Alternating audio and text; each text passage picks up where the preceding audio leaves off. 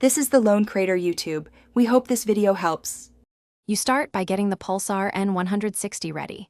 Charge it above 30% and power it on. Next, open Bluetooth on your phone. Make sure visibility is enabled so the N160 can see it. Once done, press and hold the Bluetooth button on the N160 for 3 to 5 seconds until the LED flashes. This puts the unit into pairing mode. You do this because pairing mode advertises the speaker and allows the devices to negotiate connection parameters securely.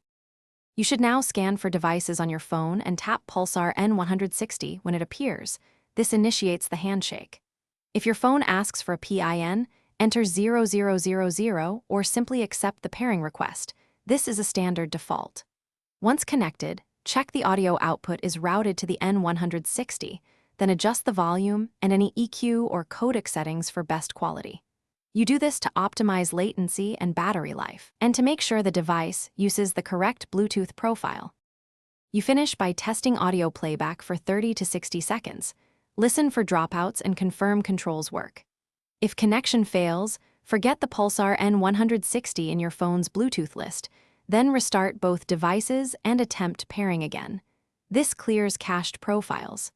If problems persist, check for firmware updates on the Pulsar website or perform a factory reset on the N160, because outdated firmware or corrupted settings often cause pairing instability.